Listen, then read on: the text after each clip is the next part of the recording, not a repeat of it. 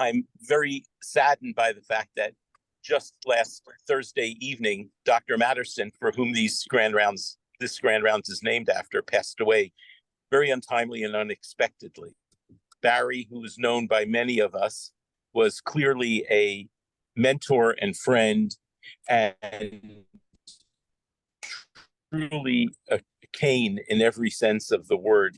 He had influenced many, many of us in our careers. And to say a little bit more about Barry, I'm going to ask his division chief, Rick Preston, to say our illustrious speaker, Fire Chief Resident. Go ahead, Dr. Preston. Sure. Yeah, this is Barry Matterson was a mentor and a role model for many of us. He was an amazing mentor. He was my first boss when I joined the faculty in 1988, and he gave me so many opportunities. He taught me so much. He taught me even down to writing a manuscript, how to put the references, where the semicolons go in the references. And that was a lot. That was just Barry. That was just how he was, very patient, always willing to help. He was an amazing leader. He was, during the 90s, he was the chair of the VA Cooperative Study Group on antihypertensive agents. And he was able to coordinate a group of principal investigators, site principal investigators, very smart, very opinionated, very strong personalities. There were conflicts, there were arguments, and he would always know, like in his DNA, he knew how to bring the topic back to the point and to keep us moving forward.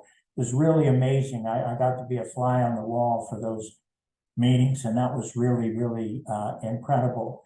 I wasn't the only faculty that he was generous with. He mentored a number of other junior faculty. He had an especially soft spot in his heart for the busy clinician who still wanted to develop a focus of interest and develop some scholarly activity. And his door was always open for that activity with junior faculty. Maybe more than anything, he was always a gentleman. He always treated people the right way. He loved the University of Miami. He loved this medical school. He loved this department, and he loved many of us with all of his heart. I'm going to miss him incredibly, and his memory will be a blessing for me and many of us going forward. Thank you, Roy.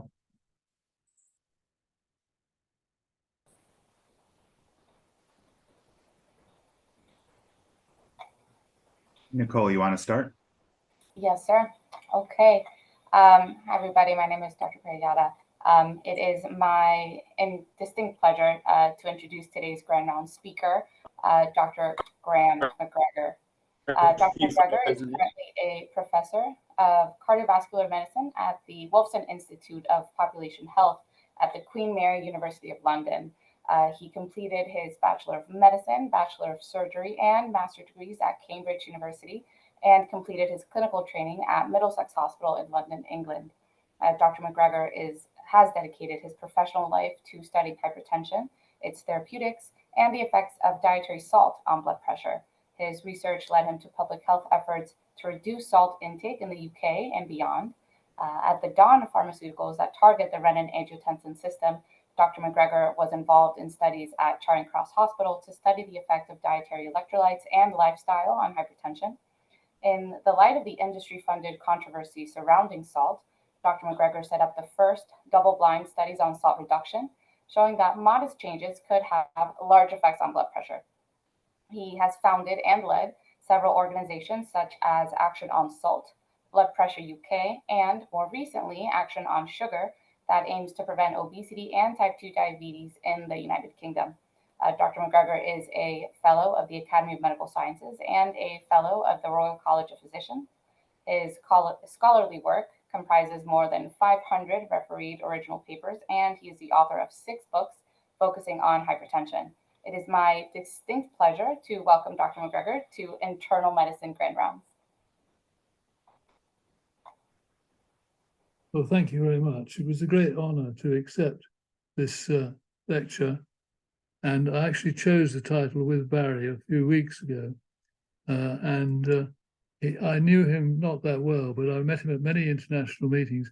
He impressed me with his particular focus on patient and blood pressure and his knowledge of kidney disease, and particularly the studies that he did and publicized about better combination treatment and how to control blood pressure better, which you'll see in my talk, is a very important aspect, because high blood pressure is now the biggest single killer in the world.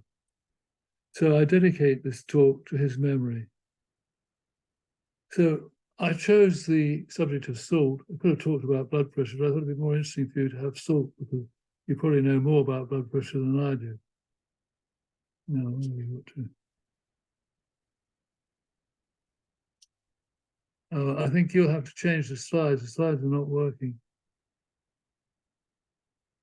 We go back to the beginning. Yeah, salt, the silent killer. The next slide. We all know that the commonest causes of death in the world and in the United States and in the UK, heart disease, both coronary heart disease, heart failure, and arrhythmias, stroke, either cerebral thrombosis or hemorrhage or damage to small vessels, and cancer. And the question, when we look more globally, what's going on, to the next slide. What are the factors that lead to these diseases? And you'll see here the global burden of disease, and they've published a huge number of papers in the Lancet over the last, I think, 15 years. And it always comes out with the same things, that the biggest cause of death in the world is raised blood pressure. That's 10 million people a year die from raised blood pressure, far more than died during the COVID pandemic. Tobacco smoking has come down, but still there is a major cause. Unhealthy diets, air pollution, diabetes, obesity, high LDL cholesterol, alcohol, low physical activity are the major causes that come back every single time. And what you'll notice is if you look at all the dietary ones, all those in red, because high blood pressure is mainly due to the amount of salt we eat and lack of potassium. The major cause of death now in the world, and particularly in the United States, is unhealthy food. That is food that contains too much salt, too much fat, too much sugar, and lacks fiber and fruit and vegetables. To the next slide. If we look at this, why are they the major causes of death? And it's fairly obvious. You don't really need to be an expert in it. Salt is the major factor that I come on to that puts up your blood pressure, and particularly the rise in blood pressure today. Saturated fat puts up your LDL cholesterol and is the cause of atheroma, along with other factors. And sugar, of course, is empty calories. And the combination of sugar and fat has 2.5 times the amount of calories of any other food you eat. So it's very heavily calorific. The combination of those mean that we have a very high calorie intake. There's no feeling of fullness due to the fact that it lacks fiber or fruit and vegetables. And you eat more of it because it's designed to exactly get the right amount of salt, fat, and sugar to appeal to our taste buds. And that is a major cause now of obesity, which of course you see preeminently in the United States, but also now in the UK, type 2 diabetes, and now it's very clear that obesity leads to many forms of cancer. And sugar has the unique property of causing dental caries. Next slide. Now I'm going to stick now. So we have that in the background, and those are all major causes of death. What I'm now going to stick to is blood pressure. We all know that blood pressure, the increased risks from blood pressure rises with increased levels of blood pressure. What you may not realize, though, is that even below levels of 140, there's a straight line relationship between the blood pressure starting at 115, and anything above that increases the risk. You'll see it goes right down to that level. So if we look at the United States, the United Kingdom, that is over 80% of the population at risk from their blood pressure. It's not, when you say your blood pressure is normal, but it's actually 130/80. It's not normal at all. You're at much greater risk than somebody with a blood pressure 115/17. And of course, you haven't got it now, you'll have it later, because as we know, blood pressure rises as we get older. And if you look roughly at the age, you can do the percentage that have high blood pressure. At 20, 20% have high blood pressure, 40%, 60% of us have high blood pressure, and 80% of us. So you can see how it's all going to affect us. And the other important thing to realize is, although the risk is much less in those below 140, the numbers exposed are much greater than those above 140.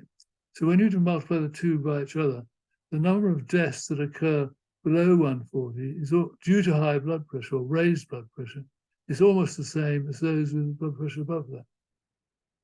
So if we sit back in a chair and I think, what are we going to do about it? Here's the major cause of death in the world.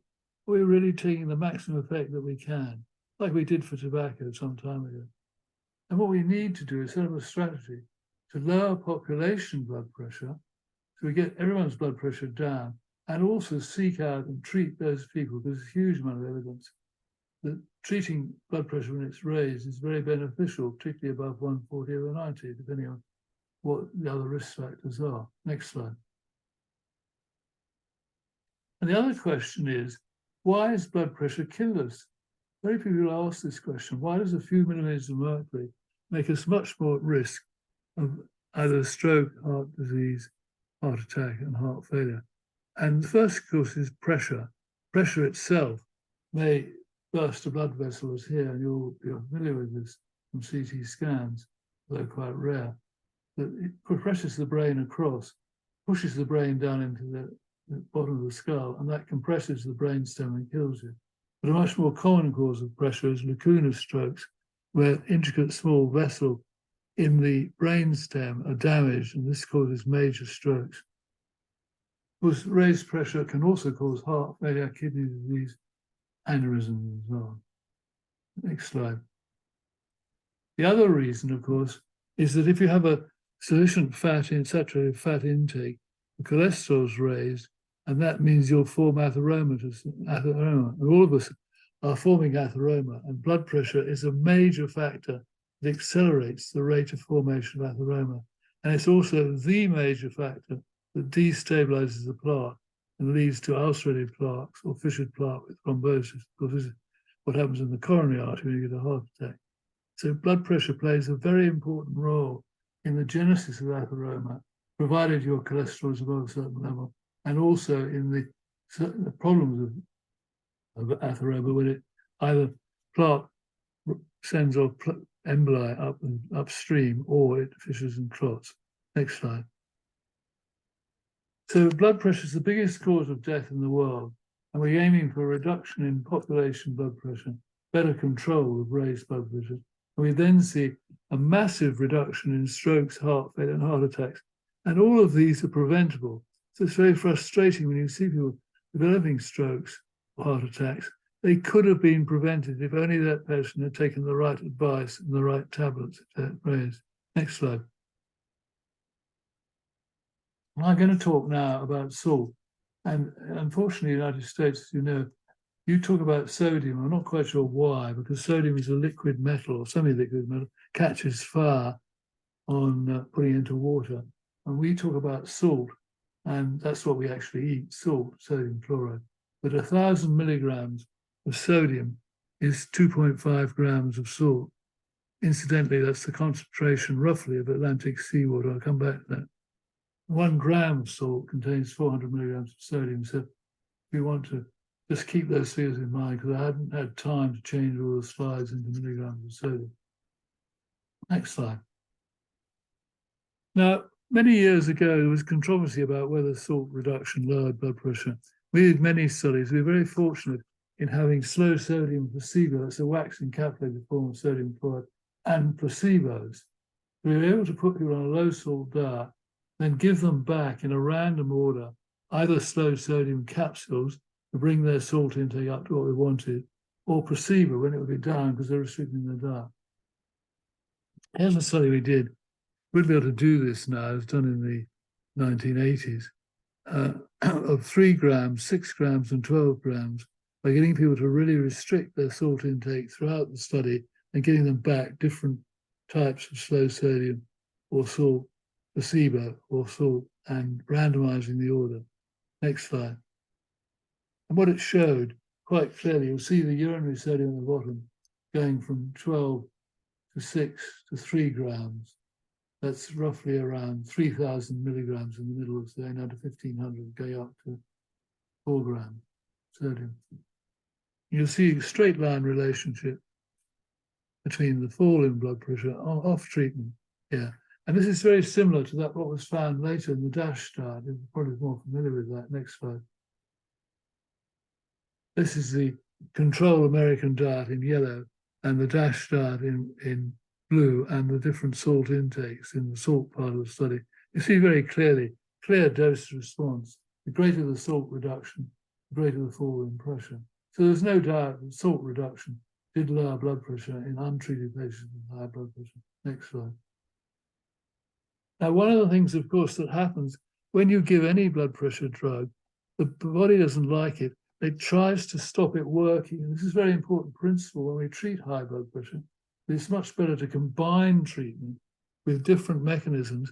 So you hit the individual different mechanisms. So the drugs are much more effective in combination. People use rational combination.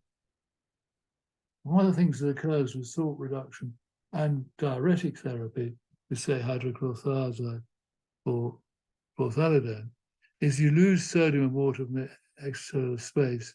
Angiotensin 2 goes up, and this partially offsets the blood pressure rise. We can see this with studies with ACE inhibitors we did and others did. We also compared diuretic to salt reduction. It's well known that older patients respond better to salt reduction to the suppressed renin, similar with blacks. And there's a clear dose response, particularly when you block the renin-angiotensin system. Next slide. This is in the early days of captopril. You'll see here all the patients on captopril. They're either given the thiazide diuretic or reduced salt intake. And you'll see at the bottom the urinary sodium. I don't have time to go into all the details of the study. What it clearly showed was that cutting your salt intake by half was as effective as hydrochlorothiazide. And it didn't have the metabolic effects. You see the plasma potassium didn't fall, no change in blood sugars and no change in cholesterol with the low salt diet. But with the thiazide, you certainly expect a fall in potassium, maybe a slight increase in glucose. Next slide. This is just showing that on captopril alone, salt restriction was very effective. And the difference here was that all patients responded to salt restriction. Next slide. So just a little bit about treatment. Of course, it's very difficult, particularly in the United States, but also in the UK now, to get patients to restrict salt intake because of the food industry. I'll come back to that. Nearly all the foods we eat, unless you have the privilege of cooking at home with natural foods, are stuffed with salt. So it's very difficult now for patients to lower their salt intake. Now I'm coming on to population blood pressure and the role of salt.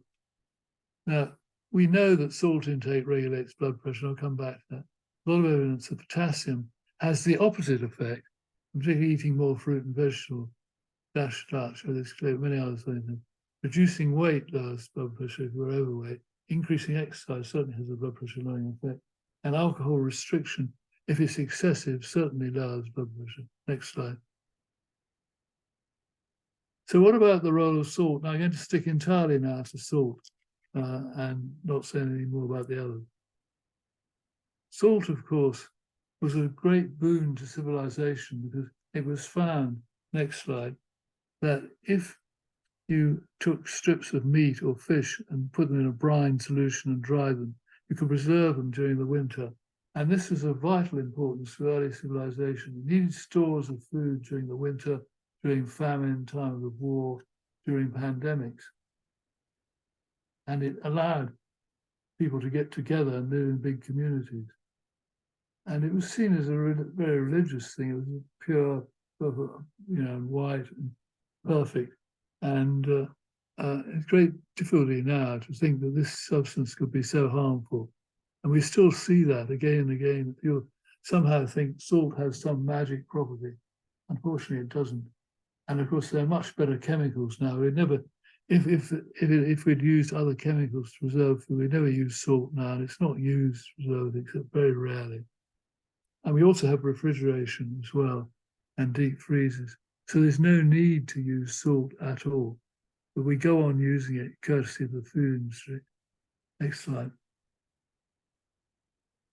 Now, here's the thing about salt is the huge amount of evidence all around. Everything that's looked at shows salt's important.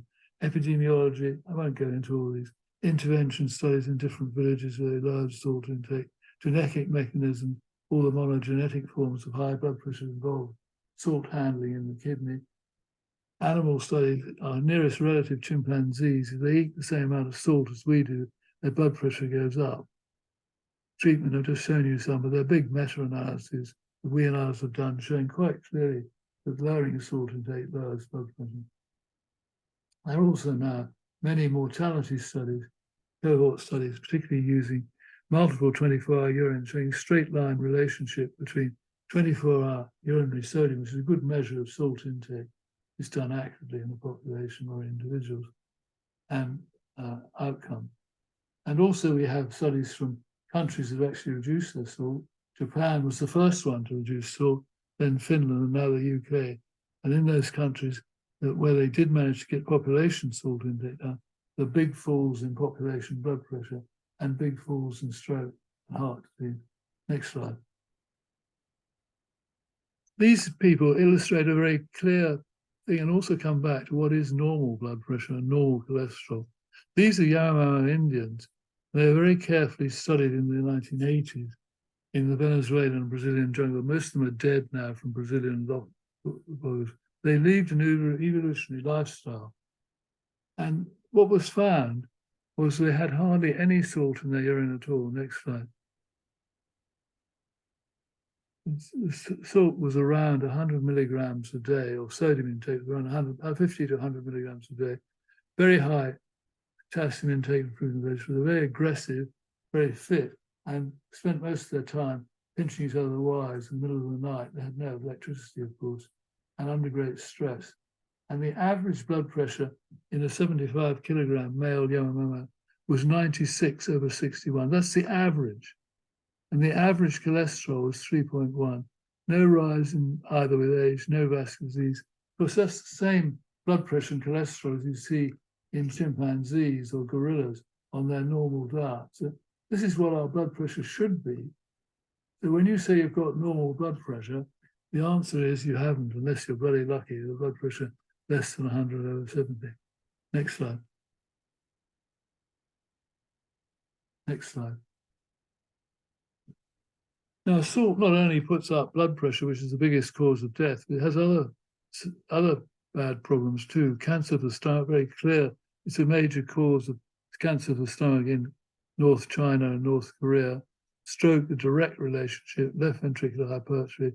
Obviously, any condition where you retain sodium in water, heart failure, idiopathic cyclic edema, premenstrual edema, and so on. Kidney disease, proteinuria, renal stones, bone demineralization, very important accelerating factor in bone demineralization. So it has other harmful effects other than blood pressure. Next slide. So in summary, the evidence is that a current intake of 9 to 15 grams a day, that's around, to quickly, 3,000 milligrams roughly of sodium, is responsible for the increase in population blood pressure, the rise in blood pressure with age, and high blood pressure has other effects. So it's generally agreed now throughout the world, and certainly by the WHO and all scientific communities, we need to reduce our salt intake from the very high levels to down to 5. And that's not an ideal level. It's a practical level of fluency you can get to. But the big question is, how do we do that? Next slide. Well, obviously, if it's added, and if you go to places like northern China, where most of the salt, in many parts of India, most of the salt is added to the food, either cooking or table in sauces or pickles. And we need to get a 60% reduction in those countries. But in most countries like the United States, the food industry is responsible. More than 80% of our salt intake comes courtesy of the food industry. And that's either processed food we buy in the supermarket or it's when we eat out. Next slide.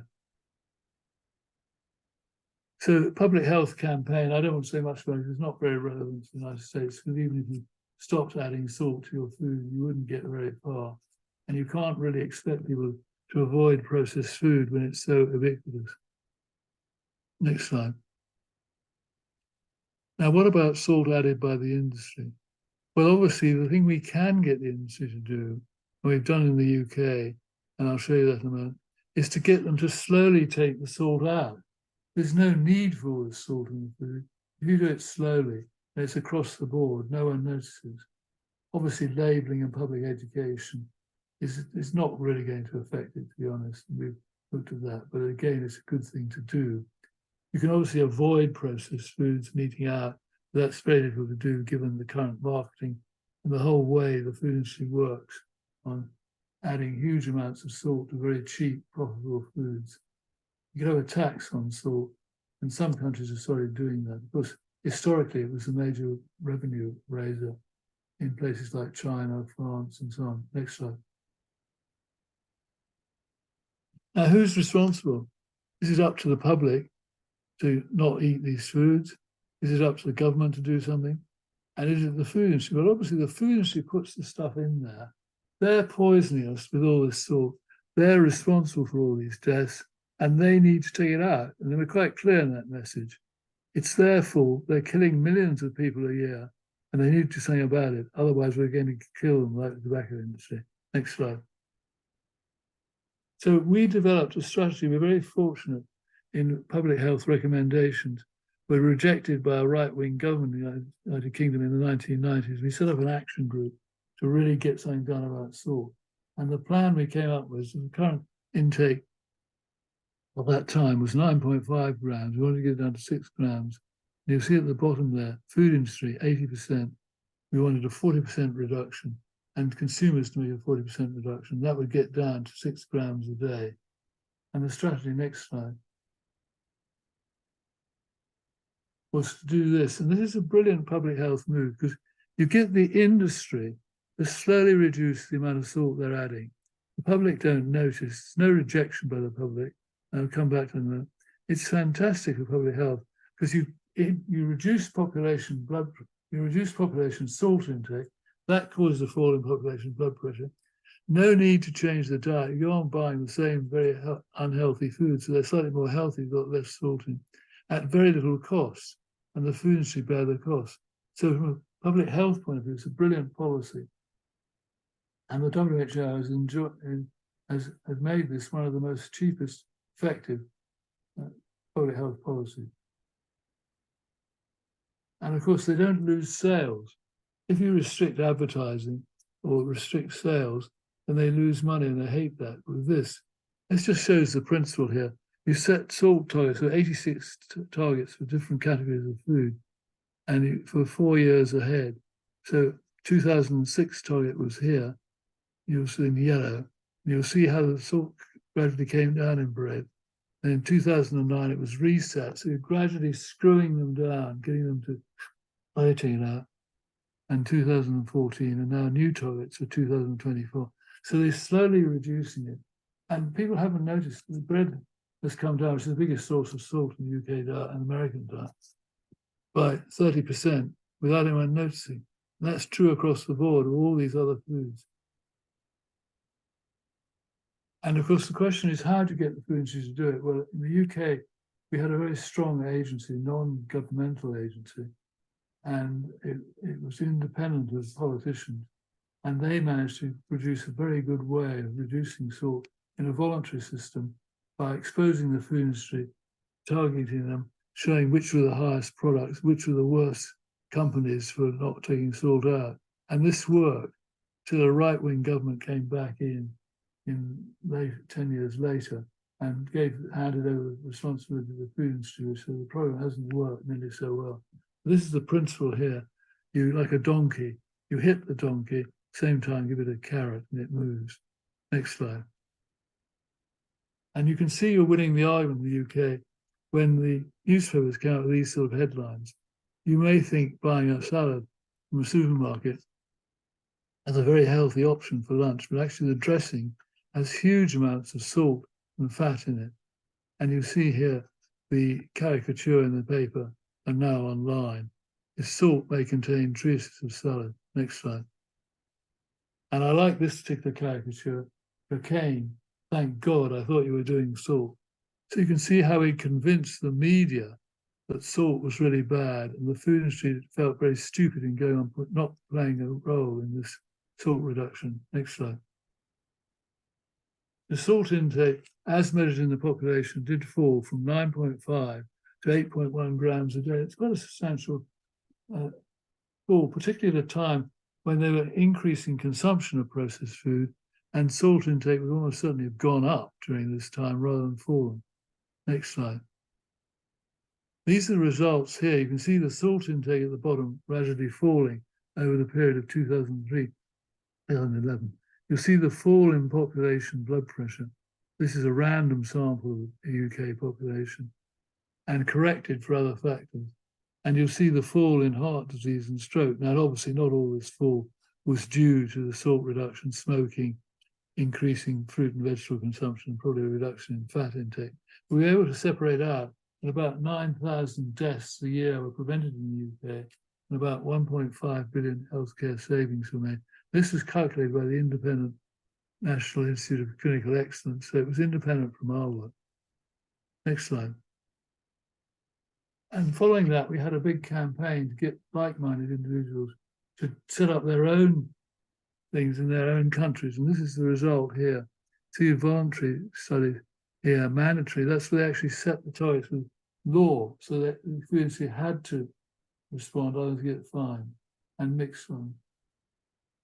So it's been very successful, but not as successful as it could be, and particularly in the United States. Next slide.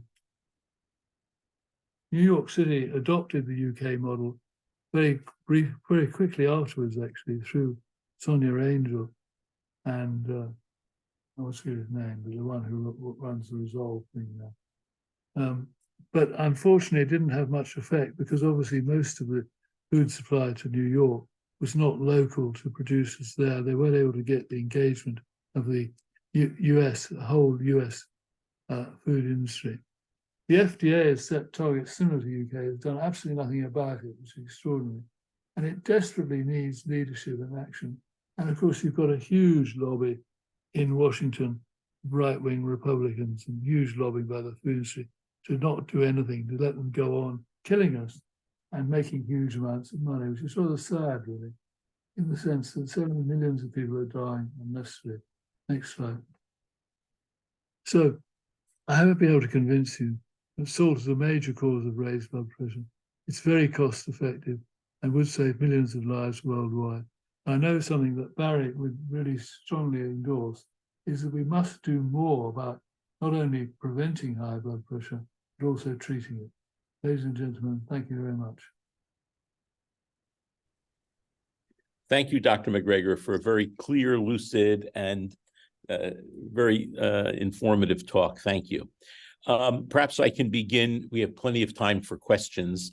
Perhaps I can begin by asking one. Within the UK and in your experience, were there certain subpopulations based on race, social determinants of health that were more responsive to salt reduction than others? In other words, would there be a strategy whereby the approach would be more directed towards different populations, or is this something that needs to go throughout the entire country? Well, there are two answers to that. First of all, overall, whatever ethnic group you come from, salt is still very important, and we need to reduce it in all groups. But what you can say, particularly from the point of view of ethnic groups, Afro-Caribbeans, that's people who either came from Africa or the Caribbean in the UK, are much more sensitive to salt. There may be very good reasons for that in terms of developing in a very salt-poor environment where they can hold on to salt better than you and I can. But of course, it's getting on to these ethnic differences raises a lot of issues that some people don't like. But the fact is, certainly in our own studies, we showed that Afro-Caribbean subjects were much more likely to respond to salt reduction than Caucasians. And there was big variation in it. And similarly with Asians as well, particularly South Asians. And also Caribbeans eat more salt as well. So not only more sensitive to it, they tend to eat more of it. And similarly with Asians, more likely to get strokes and heart disease, particularly heart failure at an early age. So yes, you're right, but I don't think we should exclude anything because we need to treat the whole population. And you can see from the figures that raised blood pressure is such a big cause of death. We really need to treat everybody, or get everyone to reduce their salt intake if we can. Dr. Dial, you can unmute yourself and ask your question, please. No problem. Oh, Nice picture. yeah, sorry about that. I'm curious about the sodium HF trial that was recently published in The Lancet, and whether you have any insights into that heart failure population and a salt-restricted diet, and maybe why they obtained the results they did. I'm not sure which study you're talking to. There's several studies in salt reduction in heart failure. Some have shown benefits, some haven't. I'm not sure I'm familiar with that. Yeah. Sodium HF, published in Lancet earlier this year, showed that a salt-restricted diet of 1.5 1,500 milligrams per day did not have any significant benefit compared to routine management of heart failure patients in terms of their diet. First of all, there are other studies showing the opposite, but I don't want to get into the details. Sure. But the real problem with heart failure is you get people who are really ill with heart failure. They're on huge doses of diuretics because we used to study them in the metabolic ward, and on grams of furosemide, spironolactone, and so on. So they're very often very sodium depleted, and obviously reducing their salt intake in that particular situation is not a good idea. Similarly with dialysis patients, and I'm trained as a nephrologist, you didn't want to reduce salt when they were very salt depleted already. It's not a very good idea. So I don't think they're very relevant to the public health aspects. But I think what you've got to do is adjust the salt intake, the dose of diuretic. And if you may well be able to reduce their dietary salt intake and get away with a lower dose of diuretic. I think just putting people on a low salt diet when they're on big doses of diuretics is not a very sensible thing to do. You might kill many of them because they're already quite salt depleted. But unfortunately, I don't know the details of that study, so I can't really comment in detail about it.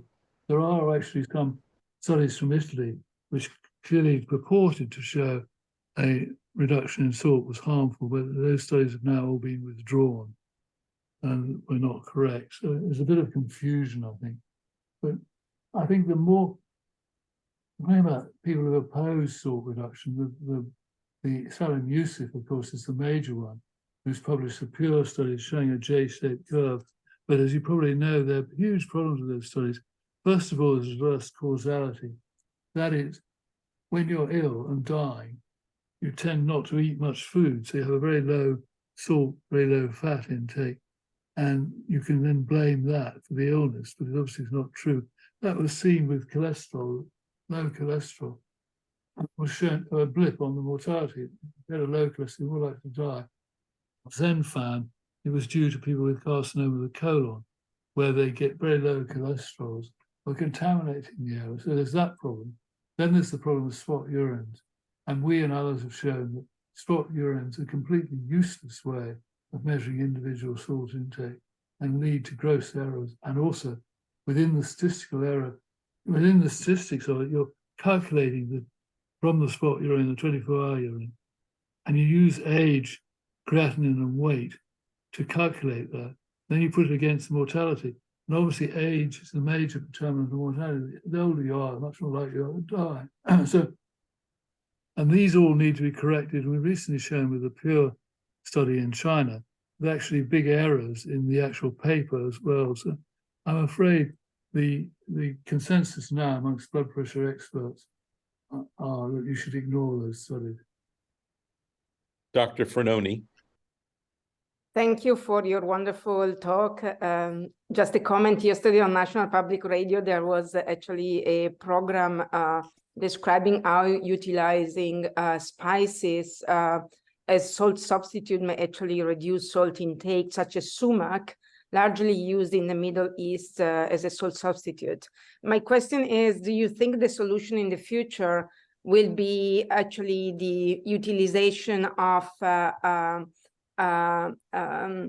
other means to stimulate the salty taste. In other words, a group of mathematicians this year at the University of Tokyo, led by Professor Miyashita, discover a chopstick that actually computerized to enhance the salt taste, potentially helping those that needs to reduce salt intake. Do you think this is the future to come?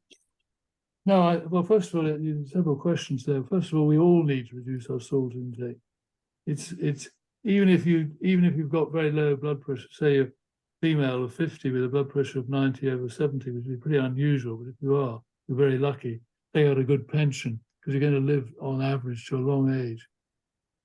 But you know, there's also osteoporosis, which is made much worse by a high salt intake. So I think everyone needs to reduce their salt intake. I don't think sensitivity to salt is not necessarily the same. Salt reduction, short-term salt, is not necessarily the same as the long-term rise in blood pressure with age. There are two different mechanisms being involved. You think our blood pressure goes up by 0.5 millimeter, 1 millimeter a year with salt. So it's very difficult to find what the cause of that is. Whereas when we look at short-term salt reduction, that is a different mechanism. We know how that works.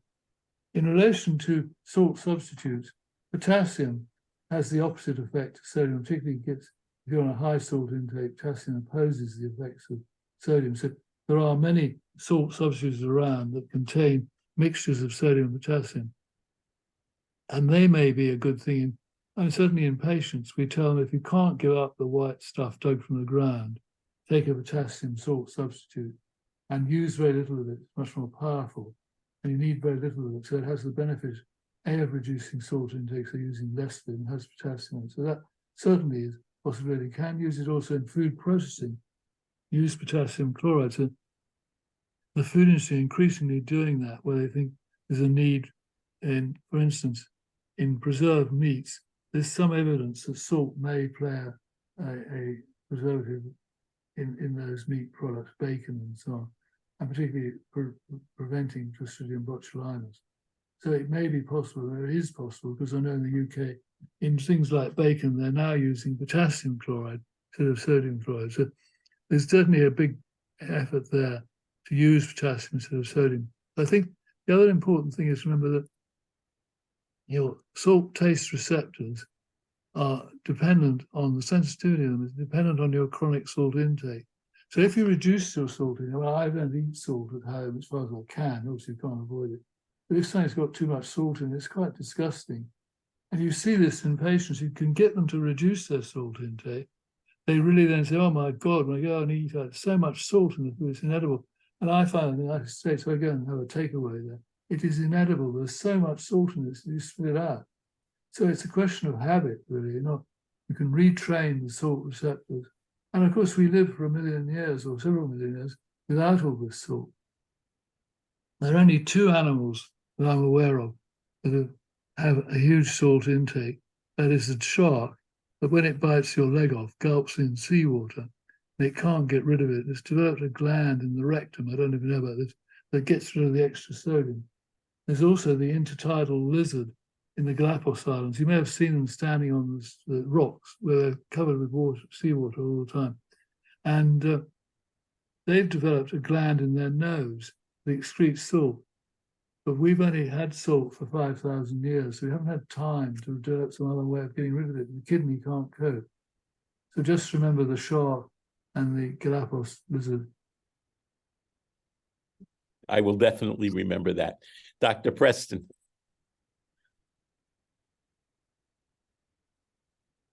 You're on mute, Rick. Here we go. Thank you for an excellent talk. It exceeded expectations, are very much appreciated. This is a little bit off topic perhaps, but we have a population here of patients with blood pressures in the 220/120 range, people who present to the emergency room. And then it's like a couple thousand patients that we've identified in our system. So when you think about a blood pressure of 220/120, what part of that might be related to the sodium intake? How much of a role is salt playing in a blood pressure in the 220/120 range? And what would you think about salt restriction, acute salt restriction as a treatment for that level of blood pressure? A severe salt restriction in the realm of like 20 millimoles per Just 4 hours. going the wrong way around, answering the last question first, you will have been well aware of Walter Kempner, who studied the low, rice fruit diet, which had no sodium at all. And he was treating patients like that, most of them with accelerated or malignant hypertension, and was very successful in some of them. Obviously, some of them developed renal failure and died because it was like between with heart failure. Not a good idea if you're sodium depleted to cut your salt intake. But it depends. I mean, if they've got accelerated or malignant hypertension, that sort of takes over depending on the cause. I mean, if it's no cause, it's probably the blood pressure has been raised for many years, gradually going up as you get older. Then suddenly it switches into the malignant phase where you get fibrinoid necrosis in the arterioles of the kidney, and the blood pressure gets even higher, and you get renal failure and strokes and so on. So it depends really on what level of blood pressure you're talking about. Because certainly when I was running dialysis unit, we saw quite a lot of people with malignant hypertension, and the last thing you'd want to do there is restrict their salt intake. You'd want to treat them with drugs, and because they've lost sodium and water and they're very volume depleted until they develop renal failure. And you saw that with the initial treatment with ACE inhibitors, captopril. There were reports of blood pressure falling catastrophically in malignant hypertension due to the very salt depleted state. And what we did was give captopril and then liters of saline. And you can very often rescue the renal function by doing that, understanding the physiology of what's going on. So yeah, I wouldn't, in malignant hypertension, we've got changes in the eyes and kidney disease. I mean, salt is very relevant, but it's not something I'd be desperate to do at that particular moment. I'd wait until you've got the blood pressure controlled and then think about what to do in the longer term. Thank you. Well, I want to again thank our speaker for an amazing Grand Rounds. And I don't know, I spoke to Barry's widow a few hours ago, and she was grateful for all our sympathy and condolences, and will give us some information in the coming weeks about a celebration of Barry's life. I know Barry, if he were here, he'd be smirking at this lecture in happiness of hearing such a clear presentation and really fostering his belief of the importance of salt reduction in the treatment of hypertension. And you made it sound so simple, but we know how complicated it can be. I remind all our participants on the call to check the chat for the link to the new CME. And again, our thoughts are with the Matterson family, and I wish everyone a great day. Thank you for participating today. Thank you, Dr. MacGregor. Thank you, and I share your thoughts about Barry. Thank you very much. Thank you, Dr. MacGregor. Yeah, all the best. Thank you very much for asking me. We'll be in touch. Thank you so much. Okay, all the best. Cheers to everyone. Hope you do something about salt.